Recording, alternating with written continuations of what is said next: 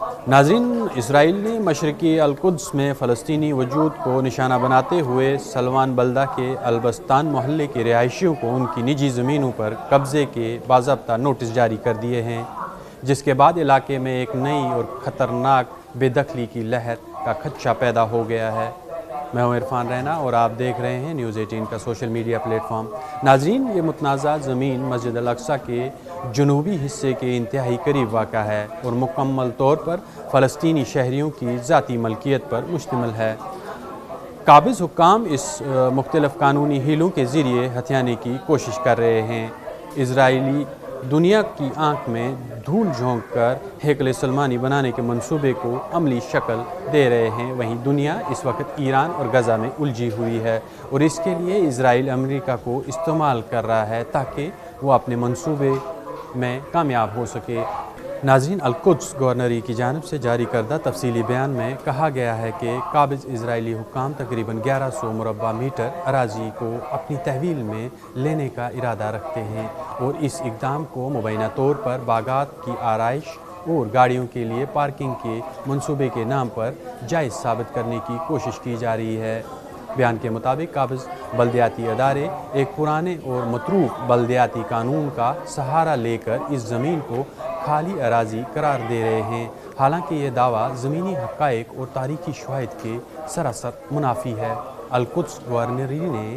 واضح کیا کہ جس زمین کو آج خالی دکھایا جا رہا ہے وہ در حقیقت فلسطینی گھروں کے ملبے پر مشتمل ہے جنہیں ماضی میں زبردستی مسمار کیا گیا تھا۔ ان گھروں کے مالکان کو نہ تو دوبارہ تعمیر کی اجازت دی گئی اور نہ ہی زمین کسی کے متبادل استعمال کا حق دیا گیا تاکہ وقت گزرنے کے ساتھ ساتھ اس علاقے کو دانستہ طور پر غیر استعمال شدہ ظاہر کیا جا سکے اور یوں قبضے کی راہ ہموار کی جائے۔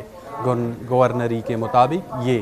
ایک سوچی سمجھی حکمت عملی ہے جس کے تحت پہلے تباہی مسلط کی جاتی ہے اور پھر اسی تباہی کو قانونی جواز بنا کر زمین ہتھیا لی جاتی ہے۔ بیان میں سخت الفاظ میں خبردار کیا گیا ہے کہ یہ اقدام کسی اراضی کا انتظام یا محدود منصوبے کا حصہ نہیں بلکہ ایک منظم قانونی فریب ہے جس کا اصل مقصد فلسطینی شہریوں کو ان کی زمینوں سے محروم کر کے القدس میں ایک مشتمل استعماری حقیقت قائم کرنا ہے۔ القدس گورنری کے مطابق حالیہ نوٹس اسی طویل سلسلے کی ایک کڑی ہیں جن کے تحت رواں ماہ کے آغاز میں البستان محلے کے مزید 5.72 نم اراضی پر قبضے کا اعلان کیا گیا تھا جس نے مقامی آبادی میں شدید خوف اور بے یقینی کو جنم دیا ہے۔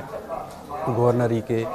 مطابق قابض بلدیہ کے اس دعوے کو بھی یکسر مسترد کر دیا ہے کہ یہ قبضہ محض 5 سال کے لیے ہوگا۔ بیان میں کہا گیا ہے کہ ماضی کے تمام تجربات اس بات کی تصدیق کرتے ہیں کہ ایسے عارضی دعوے ہمیشہ مستقل قبضے میں بدل جاتے ہیں اور ان کے نتیجے میں فلسطینی شہریوں کی توسیع،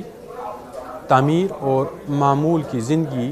تمام راستے مکمل طور پر بند کر دیے جاتے ہیں۔ اعداد و شمار کے مطابق 7 اکتوبر 2023 کے بعد البستان محلے میں 35 عمارتیں مسمار کی جا چکی ہیں جبکہ اس محلے میں تقریباً 1500 فلسطینی شہری 120 گھروں میں رہائش پذیر ہیں۔ قابض حکام پہلے ہی محلے کے 80% گھروں کو مسماری کے فوری خطرے سے دوچار قرار دے چکے ہیں جس سے واضح ہوتا ہے کہ پورے علاقہ اجتماعی سزا، منظم دباؤ اور جبری بے دخلی کی پالیسی کی لپیٹ میں ہے۔ القدس گورنری نے مزید نشاندہی کی کہ سلوان بلدہ میں روزانہ کی بنیاد پر سڑکوں کی بندشیں، فلسطینی شہریوں کی گرفتاریاں، احتجاجی خیموں کی مسماری اور سیکیورٹی چھاپے معمول بن چکے ہیں۔ ان تمام اقدامات کا ایک ہی مقصد ہے کہ شہریوں کو ذہنی، معاشی اور سماجی دباؤ کے ذریعے اپنے گھروں اور زمینوں سے خود ہی